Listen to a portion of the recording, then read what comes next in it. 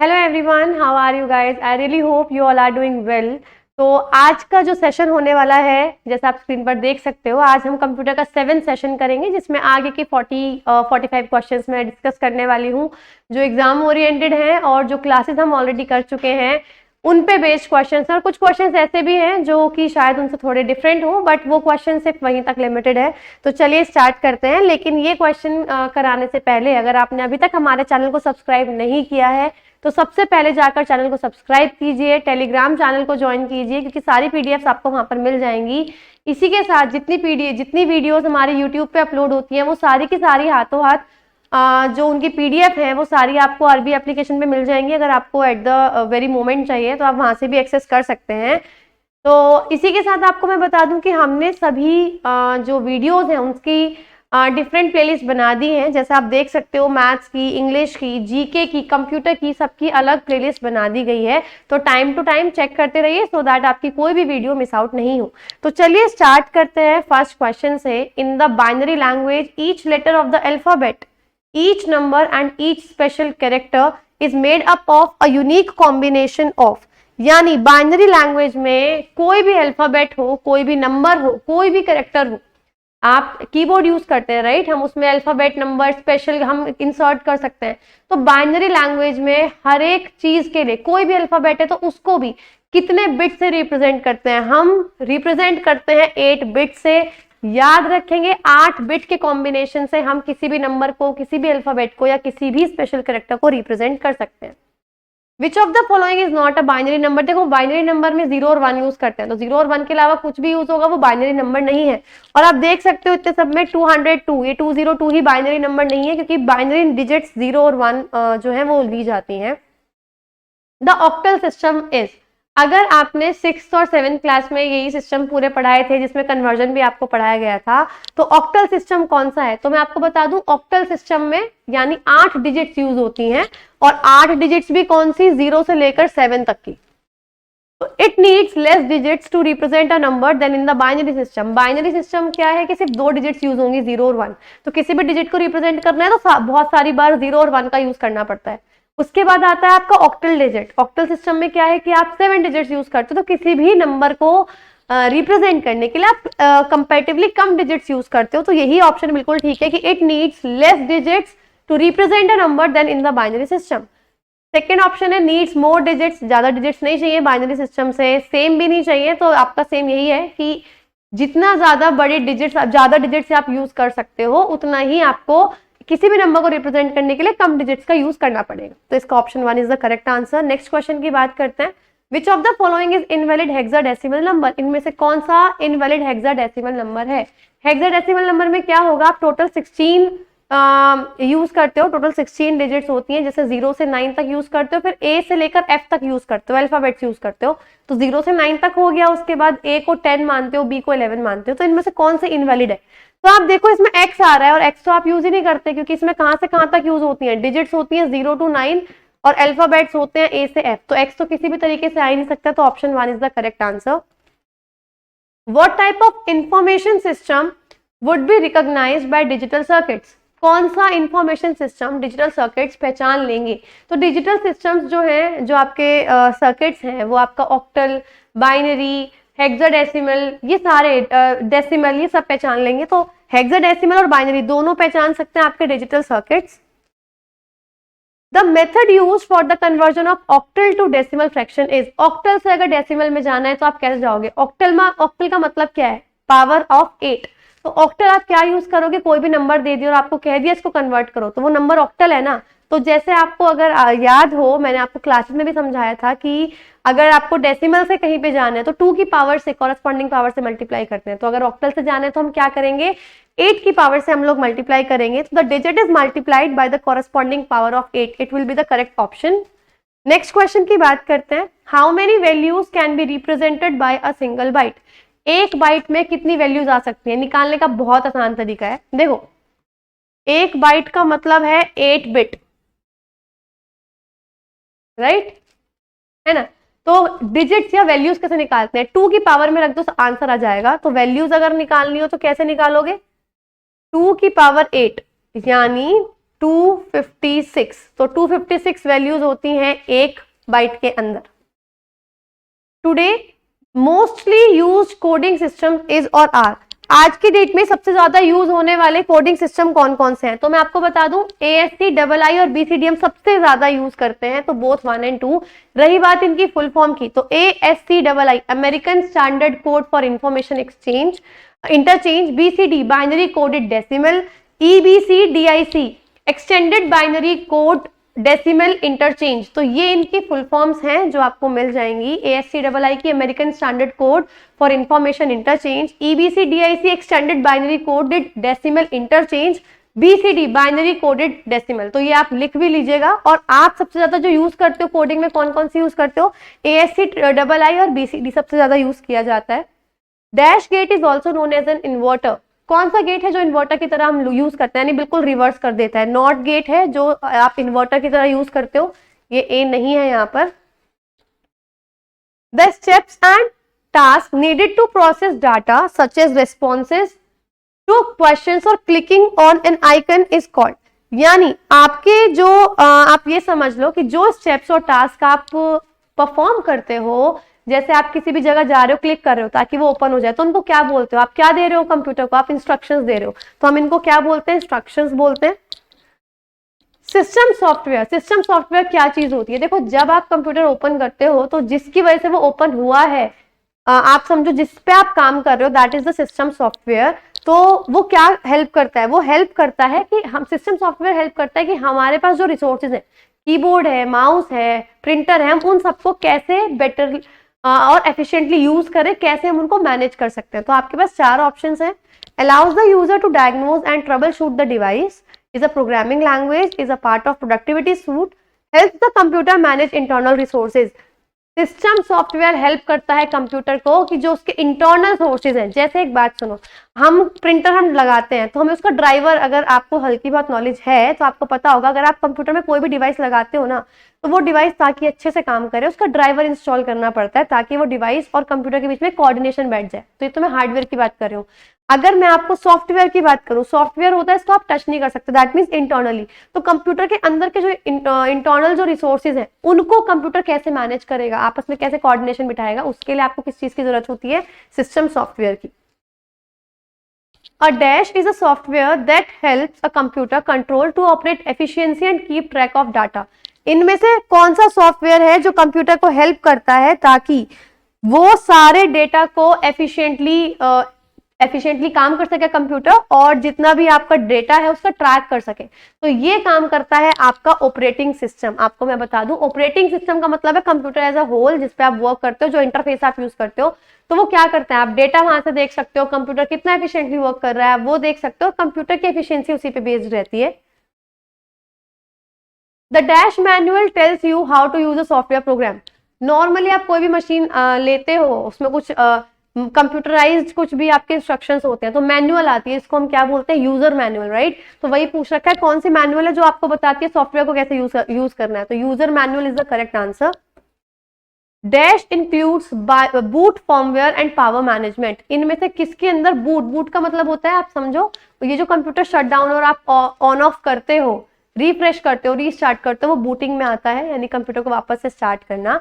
तो इनमें से कौन सी चीज के अंदर आएगा आपका बूट फर्मवेयर और पावर मैनेजमेंट? वो आता है बायोस के अंदर, बेसिक इनपुट आउटपुट सिस्टम, क्योंकि आप जो उसको स्विच ऑफ या ऑन कर रहे हो, रीस्टार्ट कर रहे हो, वो इनपुट आउटपुट सिस्टम की वजह से ही कर रहे हो, तो बायोस के अंदर आता है। Which category does best describe the BIOS? अभी आप देखो, ये क्वेश्चन यही था कि बायोस के अंदर क्या है? Boot, firmware and power management.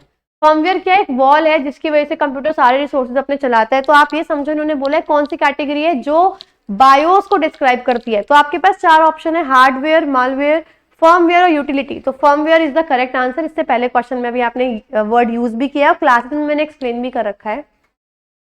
In computer terminology which of the following best describe the device driver?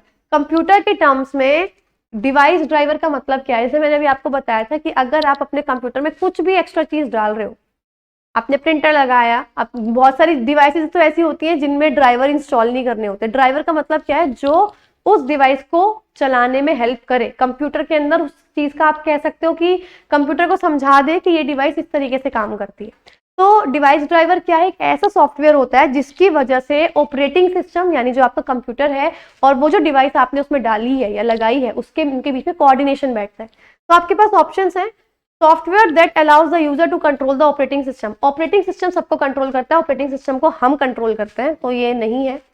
Hardware that allows the user to, hardware नहीं है, ड्राइवर क्या एक फाइल होती है, तो हार्डवेयर तो डेफिनेटली नहीं है, तो हार्डवेयर के तो दोनों ऑप्शंस कैंसिल हो गए। Software that allows interaction between peripheral devices and the operating system, ऐसा सॉफ्टवेयर है जो पेरिफेरल जो एडिशनल डिवाइस आपने लगाई है उनके बीच और ऑपरेटिंग सिस्टम के बीच में इंटरेक्शन कराता है, तो option D will be the correct answer. Dash helps in converting programming language to machine language, इनमें से कौन सी ऐसी डिवाइस है जो प्रोग्रामिंग लैंग्वेज को मशीन लैंग्वेज में चेंज करता है, तो वो है लैंग्वेज ट्रांसलेटर। बहुत सारे ट्रांसलेटर्स होते हैं जो आपके लैंग्वेज को ट्रांसलेट करते हैं।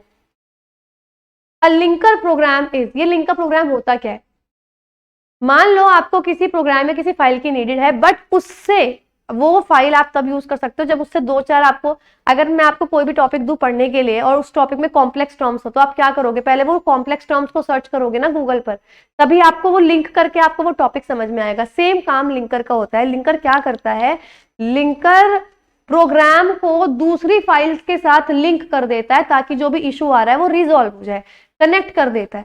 तो it links the program with other programs needed for its execution. तो ये क्या करेगा, ये मेन प्रोग्राम को दूसरी फाइल्स के साथ लिंक कर देगा ताकि वो प्रोग्राम चल सके, ठीक है। The main purpose of dash is to resolve references among files, देखो आ गया, किसका मेन पर्पस ये है कि जो फाइल्स के बीच में कोई रेफरेंस है यानी किसी का किसी से कनेक्शन है, तो वो कौन सॉल्व करता है, लिंकर करता है ना, अभी मैंने आपको बताया भी है। तो इसका करेक्ट आंसर जो है वो क्या आ गया, लिंकर आ गया। Which of the following system software resides in the main memory always, इनमें से कौन सा सिस्टम सॉफ्टवेयर है जो हमेशा मेन मेमोरी में ही रिजाइड करता है, तो मैं आपको बता दूं ये होता है आपका लोडर, क्योंकि जब भी आप कोई चीज क्लिक करते हो कुछ फाइल लोड होती है तो वो मेन मेमोरी से होती है, तो loader will be the correct answer. DTP, DTP होता है डेस्कटॉप पब्लिशिंग, जो डेस्कटॉप पे आप देख रहे हो, ग्राफिक्स देख रहे हो, वो डेस्कटॉप पब्लिशिंग के अंदर आता है। It is a tool for graphic designers and non designers to create visual communications, ये एक टूल है जिससे आप विजुअल जो दिख रहा है ऐसी कम्युनिकेशन कर सकते हो। तो डीटीपी का मतलब क्या, अभी मैंने आपको बताया, डीटीपी की फुल फॉर्म होती है desktop publishing. Coral Ventura, Illustrator examples of, देखो कोरल है, हम उसमें पहले जो कार्ड होते थे विजिटिंग कार्ड, हम वो बना सकते हैं, फोटोशॉप कर सकते हैं, तो कम विजुअल आप चेंज कर सकते हो, राइट, इलस्ट्रेटर। तो ये सब किस में आएंगे, डीटीपी के अंदर आएंगे, डेस्कटॉप पब्लिशिंग के अंदर आएंगे। डायरेक्ट एक्स इज ए और एन, देखो डायरेक्ट एक्स क्या है, तो मैं आपको बता दूं, तो जो डायरेक्ट एक्स है वो एक सॉफ्टवेयर है जो कि ग्राफिक सॉफ्टवेयर का आप समझ सकते हो ड्राइवर है, यानी अगर कोई ग्राफिक सॉफ्टवेयर है उसको चलाने के लिए जो ड्राइवर आप यूज करोगे that is called direct x. Which type of software is used in organizations to keep the track of products in the stock? अगर कोई ऑर्गेनाइजेशन है, कोई कंपनी है और उसके पास बहुत सारा स्टॉक है, तो वो लोग कौन से सॉफ्टवेयर का यूज करते हैं ये देखने के लिए कि कौन से सामान कितना है, यानी कितने हमारे पास स्टॉक में है, कितना हमारे पास सारा प्रोडक्ट्स कितने कितने हैं, तो वो एक सॉफ्टवेयर का यूज करते हैं जिसको बोलते हैं IMS, इन्वेंट्री मैनेजमेंट सॉफ्टवेयर। काफी इंपॉर्टेंट है, तो आप इसका ध्यान रखेंगे। Which of the following techniques can be used to store a large number of files in a small amount of storage space? इनमें से कौन सी टेक्निक है जिससे आप क्या करते हो, बहुत सारी डिवाइसेस, बहुत सारी फाइल्स बहुत छोटी जगह पे आप स्टोर करते हो। तो आपने देखा भी होगा, जैसे जिप फाइल का हम यूज करते हैं, बड़ी बड़ी फाइल्स हम क्या करते हैं, कंप्रेस कर देते हैं, छोटे स्पेस में हम उसको दबा देते हैं, तो file compression is the correct answer. Dash is a window utility programme that locates and eliminates unnecessary fragments and rearranges files and unused disk space to optimize operations। ये भी फोन में भी फीचर आ चुका है कि जैसे बहुत सारी फाइल्स हैं या कोई फाइल डिलीट कर दी, उसका कोई पार्ट रह गया, जैसे लिंकर करता है कि फाइल को चलाना है तो इसको लिंक कर दिया, तो वो लिंकर रह गया, उसका दूसरी फाइल रह गई, तो इनमें से वो कौन सा प्रोग्राम है जो उनको डिलीट कर देगा, उसके बाद रीअरेंज भी कर देगा ताकि स्पेस जो है वो थोड़ा खाली हो जाए, तो इसको बोलते हैं क्लीन अप करना, राइट, आपने सुना भी होगा। तो disc clean up is the correct answer. A dash backup contains a copy of every program data और system file on a computer। इनमें से कौन किस तरीके का बैकअप में सारी प्रोग्राम, सारे डाटा और सारी की सारा जो भी सिस्टम फाइल्स होंगी सब कुछ आ जाएगा। तो फुल बैकअप करोगे तभी सब कुछ आएगा ना, तो इसका आंसर क्या है? Full backup. Disk cleaner helps to free. Disk cleaner किसको फ्री करता है? स्पेस को फ्री करता है ना, जो डिस्क में स्पेस है उसको फ्री करता है, ताकि और जो आप स्टोर कर सकते और चीजें स्टोर कर सकते हो आप उसके अंदर। Which of the following windows utilize erase unneeded files? इनमें से कौन सा विंडोज यूटिलिटी है जो आपका अननीडेड फाइल को क्या करता है? इरेज कर देता है। तो डिस्क क्लीनअप मैंने जस्ट आपको अभी बताया। टेक्स्ट एडिटर इज, जो आपका टेक्स्ट एडिटर है वो कैसा सॉफ्टवेयर है? तो आपको मैं बता दूं ये यूटिलिटी सॉफ्टवेयर है, यानी आप पर्पस के लिए किसी पर्टिकुलरली आप पर्पस के लिए आप इसको यूटिलाइज करते हो। टेक्स्ट एडिटर, आप टेक्स्ट को जितना भी आपने लिखा है सब कुछ एडिट कर सकते हो, जैसे माइक्रोसॉफ्ट वर्ड है, नोटपैड है, वर्ड पैड है। Dash disk encryption is a technology, hardware और software ware data is encrypted before storage. किसी भी डेटा को स्टोर करने से पहले हम डेटा को एनक्रिप्ट कर देते हैं, कोड में बदल देते हैं ताकि कोई और रीड नहीं कर पाए। तो उस ऐसे डिस्क के एनक्रिप्शन को क्या बोलते हैं? मतलब फुल डिस्क का होता है, हाफ का होता है, डबल का होता है, ट्रिपल का होता है, तो इसको बोलते हैं whole disc encryption.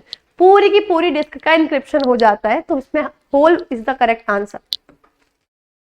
Which of the following software is any computer software that is distributed with its source and available for modification? देखो सॉफ्टवेयर ना दो तीन तरीके के होते हैं। एक तो ऐसा होगा कि जिसने बनाया होगा मतलब वो सोर्स के साथ दे देगा और आप फ्री हैं, आप भी मॉडिफाई कर सकते हो, मैं यूज कर रही हूँ मैं भी मॉडिफाई कर सकती हूँ, उनको बोलते हैं open source softwares.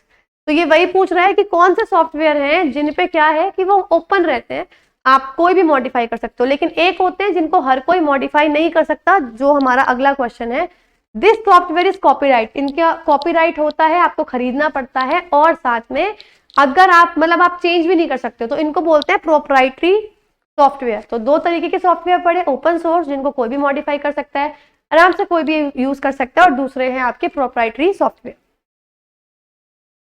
The primary purpose of the Windows operating system is, तो आपका विंडोज का प्राइमरी ऑपरेटिंग सिस्टम जो ऑपरेटिंग सिस्टम है उसका मेन पर्पस क्या है? देखो जो ऑपरेटिंग सिस्टम होता है ना वो एक तरीके से आप ये समझो कि हमारे लिए फेस है कंप्यूटर का।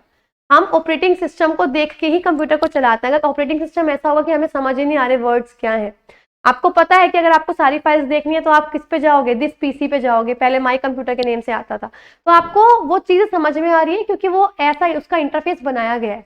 तो जो आपका ऑपरेटिंग सिस्टम होता है उसका बस एक ही काम होता है ताकि हम कंप्यूटर को इजीली यूज कर सके, यूजर के लिए फ्रेंडली हो जाए। Is to make most efficient use of the computer hardware. सबसे ज्यादा एफिशिएंट यूज कैसे करोगे? वो तो आपकी एबिलिटी है, कंप्यूटर की एबिलिटी पे डिपेंड करता है। To allow people to use the computer, to keep systems programmers employed, to make computers easier to use. To make computers easier to use is the correct answer. Every computer has a dash, many also have dash. हर एक computer में एक क्या होता है? Operating system तो definitely एक ही होता है, तो ऑपरेटिंग सिस्टम आएगा। मैनी एप्लीकेशन प्रोग्राम्स, देखो एप्लीकेशन प्रोग्राम्स वो होते हैं जो जिसे हम फोन में एप्लीकेशन डालते हैं, तो एप्लीकेशन प्रोग्राम्स तो आप कितने भी इंस्टॉल कर सकते हो, लेकिन ऑपरेटिंग सिस्टम एक ही हो।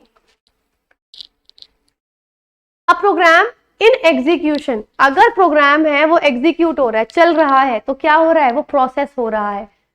अगर कोई प्रोग्राम एग्जीक्यूशन में है यानी उस पर काम चल रहा है, वो स्टार्ट हो रहा है, तो किस चीज में है? वो प्रोसेसिंग में है। Memory utilization factor can be computed as, memory कितनी यूटिलाइज हुई है उसका फैक्टर क्या है, आप कैसे बताओगे? बहुत इजी है, कितनी मेमोरी यूज करी अपॉन टोटल मेमोरी कितनी थी, वही तो पता लगेगा कितनी आपने यूज की। तो इन्होंने यही बोला है memory in use upon total memory connected. Which of the following is not the function of operating system, operating system का क्या काम नहीं है? पहला है रिसोर्स मैनेजमेंट, बिल्कुल है, कितने रिसोर्सेज हैं यानी कितनी चीजें काम हेल्प करने वाली हैं, कैसे कैसे मैनेज होंगी। फाइल मैनेजमेंट, कौन सी फाइल कहां पर है, ये भी आपका ऑपरेटिंग सिस्टम का काम होता है। नेटवर्किंग ऑपरेटिंग सिस्टम का काम नहीं है, ये इंटरनेट के थ्रू होता है, तो इसमें ऑपरेटिंग सिस्टम आपका कुछ नहीं करे। When a file contains instructions that can be carried out by the computer, अगर किसी फाइल के अंदर ऐसा इंस्ट्रक्शन है जो कंप्यूटर अपने आप जो है फॉलो कर सकता है, तो ऐसी फाइल को क्या बोलते हैं? ऐसी फाइल को बोलते हैं एग्जीक्यूटेबल फाइल। जैसे हम कहते हैं ना कि हम कोई लॉ बना दिया, उसको एग्जीक्यूट करना है, या हमने कुछ डिसाइड किया, उसको एग्जीक्यूट करना है। एग्जीक्यूट का मतलब उसको इंप्लीमेंट करना है। तो अगर इंस्ट्रक्शन ऑलरेडी है तो हम उसको बोलते हैं executable file. Dash is a feature for scheduling and multi-programming to provide an economic interactive system of 2 or more users। कौन सा फीचर है जो क्या करता है? मल्टीपल प्रोग्रामिंग कराने में हेल्प करता है, 2 या 2 से ज्यादा यूजर्स की। तो देखो, अगर 2 या 2 से ज्यादा यूजर्स हैं और मल्टी प्रोग्रामिंग करानी है तो आपको उसमें टाइम शेयर कराना ही पड़ेगा, अदरवाइज कैसे पॉसिबल है? तो हम कौन सा फीचर यूज करते हैं? टाइम शेयरिंग का यूज करते हैं। तो ये इसका करेक्ट आंसर हो गया। The simultaneously processing of 2 or more programs by multiple processor, अगर 2 या 2 से ज्यादा प्रोग्राम्स साइमल्टेनियसली प्रोसेस हो रहे हैं, हम हमेशा ना कंफ्यूज हो जाते हैं मल्टी प्रोग्रामिंग में, मल्टीटास्किंग में।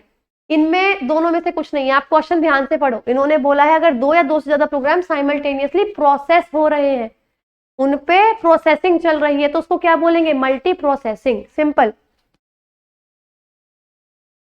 नेक्स्ट क्वेश्चन की बात करते हैं। Real time systems must have, real time systems के अंदर क्या होना चाहिए? जो रियल टाइम में वर्क करते हैं उनके अंदर होना चाहिए प्री एम्प्टिव कर्नल्स। कर्नल्स क्या होता है? कर्नल्स आप समझो कि एक ऐसा सेक्शन है, एक ऐसा एरिया है कंप्यूटर के अंदर जो मैनेज करता है, सब कुछ एलोकेट करेगा, कौन सी फाइल कहाँ जाएगी, कौन सी फाइल कहाँ पर है, हर चीज, नेटवर्किंग, स्टोरेज, सब कुछ मैनेज करता है, उसको कर्नल बोलते हैं। तो रियल टाइम सिस्टम्स के अंदर प्री एम्प्टिव कर्नल्स होने चाहिए, यानी जो पहले से ही आप कह सकते हो थोड़े से फ्री हो। System running more than 1 processes concurrently are called, ऐसे सिस्टम्स जिनपे एक से ज्यादा प्रोग्राम्स चल रहे हो, एक से ज्यादा प्रोसेसेस चल रही हो, उनको क्या बोलते हैं? इनको बोलते हैं मल्टी प्रोग्रामिंग। देखो, मल्टी प्रोग्रामिंग में एक ही टाइम पे, सिंगल टाइम में आप कई सारे प्रोग्राम्स एक साथ चला सकते हो। तो कई सारी प्रोसेसेस हैं कॉन्करेंटली, यानी एक साथ चल रही है, तो that is called multi programme. The first graphical user interface was designed bye, जो सबसे पहला जिसको बोलते हैं GUI, ग्राफिकल यूजर इंटरफेस। जब हमारा फोन अपडेट होता है कई बार उसका लुक चेंज हो जाता है, तो हम क्या बोलते हैं? इसका तो पूरा इंटरफेस चेंज हो गया, GUI इसका चेंज हो गया, यानी दिखने में अलग हो गया। तो जो आप कंप्यूटर पे वर्क करते हो तो जो उसका इंटरफेस दिखता है that is called GUI, graphical user interface. सबसे पहला किसने डिजाइन किया था? Xerox corporation. Which processes refer to the starting up of a computer and loading of requested parts of the operating system into the RAM?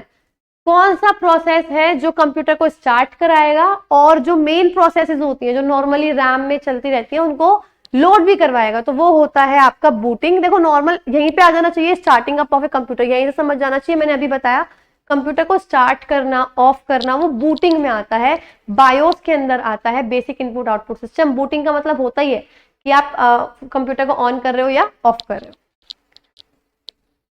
तो guys, ये थे आज के 50 क्वेश्चंस। मैं उम्मीद करती हूँ आपको आज का सेशन पसंद आया होगा। इसी के साथ अगर आपने अभी तक टेलीग्राम चैनल को सब्सक्राइब नहीं किया है ज्वाइन, तो आप सबसे पहले जाकर टेलीग्राम चैनल को ज्वाइन कीजिए। सारी पीडीएफ आपको वहां पर अवेलेबल हो जाएंगी। हमारे टेलीग्राम चैनल का नाम है @RB_S, तो आप ये सर्च कर सकते हैं, आपको चैनल मिल जाएगा। इसी के साथ आप बहुत इंपॉर्टेंट अनाउंसमेंट है ऑफिसर्स बैच की। आपको पता है कि एक बहुत एग्जाम ओरिएंटेड बैच है, तो जिसमें आपका 9 मंथ्स की वैलिडिटी के अंदर आपको मेन सभी सब्जेक्ट्स पे फोकस कराया जाएगा। सारे pre recorded sessions, practice sessions, previous year, आपको सभी कुछ अवेलेबल होगा। बहुत ज्यादा रीजनेबल प्राइस है, that too only at 1999 for 9 months. तो आपके सारे मेन एग्जाम्स जो है वो कवर हो जाएंगे। इसी के साथ अगर आपको सारे सब्जेक्ट्स पे आपको अपना फोकस नहीं करना है, आपके ऑलरेडी स्ट्रॉन्ग है, आपको सिंगल सब्जेक्ट्स पे ध्यान देना है, तो हमारे इंडिविजुअल बैचेस भी हैं जो आप ले सकते हैं। जैसे मैथ्स का है द्रोणाचार्य बैच सर का, इंग्लिश का अमन त्रिवेदी सर का है, जीएस का मेरा और शिवम सर का कंबाइंड है, जिसमें सारा कोर्स लगभग हम लोग करा रहे हैं। सारे सेशंस, प्रैक्टिस सेशंस अपडेट हो रहे हैं रेगुलरली, और रीजनिंग का हैप्पी राव सर का है। तो गाइज, ये थी आज की वीडियो। मैं उम्मीद करती हूँ आपको पसंद आई होगी। मिलते हैं अगली वीडियो के साथ। Thank you so much and have a very nice day.